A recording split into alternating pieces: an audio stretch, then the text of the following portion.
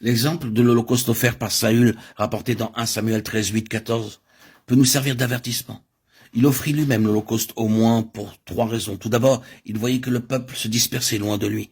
Ensuite, Samuel n'était pas venu au temps fixé. Et enfin, les Philistins s'étaient rassemblés à Michmash et étaient sur le point de venir l'attaquer à Gilgal. À cause de tout cela, il s'était fait violence pour offrir l'Holocauste. Saül n'avait rien fait de mal car il avait offert un sacrifice au Seigneur. Il pensa dans son cœur, comment pouvoir recevoir l'aide si nécessaire du Seigneur sans prier. Il en conclut que s'il priait davantage, il s'attirerait les faveurs de Dieu. S'il accomplissait un peu plus de son service envers le Seigneur, il recevrait la puissance pour délivrer son peuple de la main des ennemis. Saül a dû être bien surpris lorsque Samuel lui déclara « Tu as agi en insensé. Tu n'as pas observé le commandement que l'Éternel, ton Dieu, t'avait ordonné. L'Éternel aurait affermi pour toujours ton règne sur Israël, et maintenant ton règne ne durera pas. L'Éternel s'est choisi un homme selon son cœur, et l'Éternel l'a destiné à être le chef de son peuple, parce que tu n'as pas observé ce que l'Éternel t'avait commandé. 1 Samuel 13, 13, 14. Le « je me suis dit » au verset 12 de Saül n'était pas un ordre de Dieu. Par cela même, nous apprenons que Dieu désire que nous le servions selon ses ordres, et non pas d'après nos pensées ou nos suppositions. Toute œuvre qui a pour base nos suppositions ou nos plans sera rejetée par le Seigneur, car il cherche un homme selon son cœur.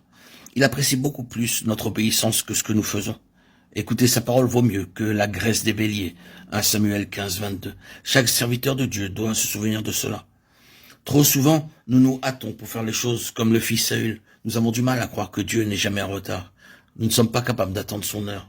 Nous ne voyons que notre besoin, les circonstances, et nous négligeons d'attendre l'heure de Dieu. C'est ainsi que nous faisons ce que le Seigneur ne nous a pas ordonné.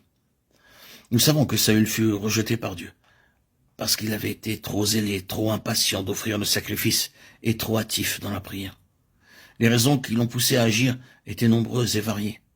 Toutefois, Dieu, pendant ce temps-là, avait trouvé un homme selon son cœur, et il l'avait désigné comme roi sur son peuple. L'homme que le Seigneur désire n'est pas quelqu'un d'irréfléchi, d'empressé, au point de ne pas savoir attendre.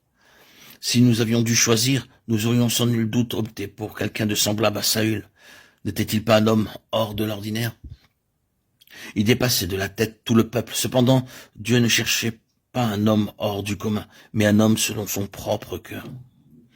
Le but de notre service pour le Seigneur ne doit pas être le désir de faire de grandes choses pour notre satisfaction et celle des autres, mais pour que le cœur de Dieu soit touché et qu'il soit satisfait.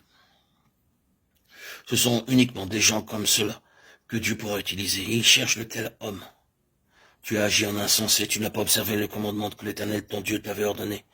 L'Éternel aurait affermi pour toujours ton règne sur Israël, et maintenant ton règne ne durera point. L'Éternel s'est choisi un homme selon son cœur, et l'Éternel l'a destiné à être le chef de son peuple, parce que tu n'as pas observé ce que l'Éternel t'avait commandé. 1 Samuel 13, 13, 14.